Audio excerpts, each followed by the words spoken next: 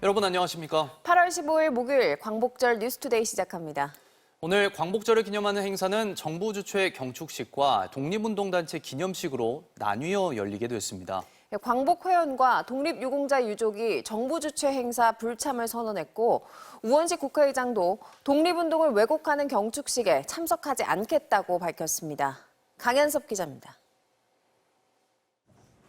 국가의전서열 2위이자 3부 요인인 우원식 국회의장이 독립운동을 왜곡하고 역사를 폄훼하는 광복절 경축식에는 참석하지 않겠다고 밝혔습니다. 우 의장은 광복회가 불참하는 광복절 경축식은 인정할 수 없다면서 국민에게 상처를 주고 경축식을 반쪽으로 만들어 놓은 채 윤석열 대통령은 꼼짝도 하지 않는다고 직격했습니다. 광복회와 독립운동단체가 불참을 선언한 가운데 정부는 오늘 오전 세종문화회관에서 제79주년 8.15 광복절 경축식을 엽니다. 김영석 독립기념관장의 임명 철회를 요구한 광복회는 같은 시각 서울 용산구 효창공원에 있는 백범 기념관에서 광복절 기념식을 따로 엽니다. 정부 눈치 안 보고 조금 자유로운 상황에서 뭔가 제가 국민에게 진실을 밝혀주는 것이 오히려 도움이 되지 않을까. 광복회원과 독립운동가 유족, 관련 단체 회원 등을 비롯해 김 관장의 임명 철회를 주장하는 더불어민주당 등 야당 의원들도 이 행사에 참석할 예정입니다. 저희 민주당이 광복회 그리고 역사를 바로 세우고자 하는 여러 국민들과 연대하여서 끝까지 이 문제를 해결하도록 최선을 다하겠습니다. 독립기념관이 주최하는 광복절 기념식은 결국 취소됐고 충남 천안시가 독립기념관에서 자체 기념식을 하기로 했습니다. MBC 뉴스 강현서입니다. 어젯밤 인천의 한 아파트 지하주차장에 주차돼 있던 차에서 불이 났는데요.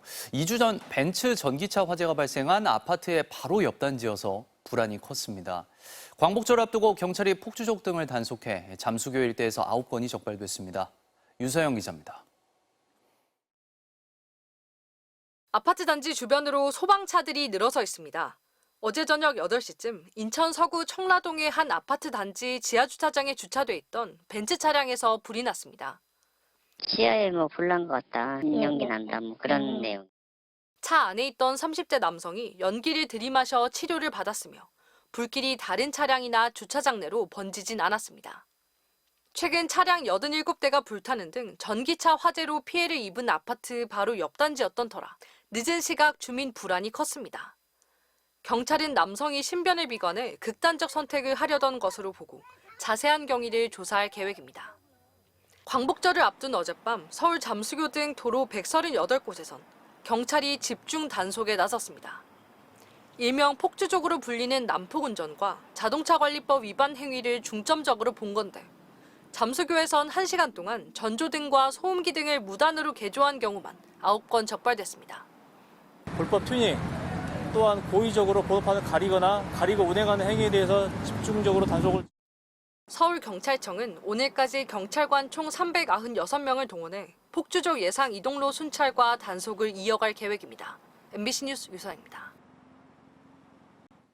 민주당 전현희 의원이 국민권익위원회 간부의 사망 사건을 언급하며 김건희, 윤석열 부부가 죽였다고 말한 것과 관련해 대통령실이 강하게 비판했습니다. 여당은 제명 결의안을 냈습니다. 정상빈 기자입니다. 사상 첫 현직 검사에 대한 탄핵소추 청문회. 시작하자마자 더불어민주당 전현희 의원이 최근 국민권익위원회 간부 사망 사건에 대해 발언합니다. 강직하고 소신 있는 젊은 국장에게 김건희 명품백 수수 사건을 종결하고. 국민의힘은 전 의원도 권익위원장이었는데 그런 말할 자격이 있냐며 반발했습니다. 본인은 이런 말을 할 자격이 없어요. 여기는 정부가 아니고 잠깐 조용히 하세요. 하더라도 본인은 그런 발언할 자격이 없습니다. 검사 탄핵소추 논의는 시작도 못한 채 고성 끝에 청문회가 정회됐는데 결국 정회 시간 양측의 충돌이 폭발했습니다. 김건희 씨 때문에 사람이 죽었잖아요. 김건희가 권익위 직원들 한번 만나서 물어보세요. 대통령실은 즉각 거세게 반발했습니다. 민생을 논의할 국회가 무책임한 말을 내뱉는 해방구가 됐다며 민주당은 공식 사과하고 납득할 만한 설명을 내놓으라고 요구했습니다. 국민이 뽑은 대한민국 대통령의 가족을 향해 차마 입에 담지 못할 막말을 내뱉었습니다. 한 인간에 대한 인권 유린이고 국민을 향한 모독입니다. 국민의힘은 소속 의원 108명 전원 명의로 전현희 의원을 제명해야 한다는 결의안을 냈지만 전 의원은 정권 외압으로 숨진 공직자의 억울한 죽음을 밝히자는 게 정치 공세냐며 대통령 부부가 석고대죄하라고 맞받았습니다. MBC 뉴스 정상빈입니다. 국회 과방위의 청문회에서는 공영방송 이사진 선임 과정을 둘러싼 공방이 이어졌습니다. 졸속 심사였다며 회의록을 공개하라는 야당 요구에 방통위는 응하지 않았고 속기록이 있기는 하냐는 의혹까지 나왔습니다. 윤수환 기자입니다. 이진숙 방송통신위원장과 김태규 부위원장은 지난달 31일 취임 당일 전체 회의를 열었습니다. 83명의 후보자를 심사하며 MBC와 KBS 이사진을 선임하는 데 걸린 시간은 약 1시간 반. 졸속심이었다는 야당 의원들의 추궁이 쏟아졌지만 방통위는 당시 회의 속기록을 제출하지 않았습니다. 제가 처리할 권한도 없고 확인 절차도 거치지 않았기 때문에 방통위 규칙상 속기록 공개는 위원회 의결이 필요한 만큼 탄핵 소추된 이진숙 위원장의 직무 정지로 회의를 열 수 없다는 주장을 되풀이했습니다. 그러면서도 방통위 상임위원과 고위 간부들은 속기록을 본 적은 없다며 한 목소리를 냈습니다. 김태규 직무대행님, 7월 31일 속기록 보셨습니까? 저도 못 봤습니다. 네. 기조관님, 속기록 보셨습니까? 아니, 못 봤습니다. 사무처장님, 초안 보셨습니까? 못 봤습니다. 급기야 일부 야당 의원들이 아예 속기록이 없는 것 아니냐는 이유까지 제기했지만 김태규 부위원장은 어느 회의나 속기록과 회의록은 당연히 작성한다며 부인했습니다. 속기록이 없는 겁니다. 초안은 있을 겁니다. 아마.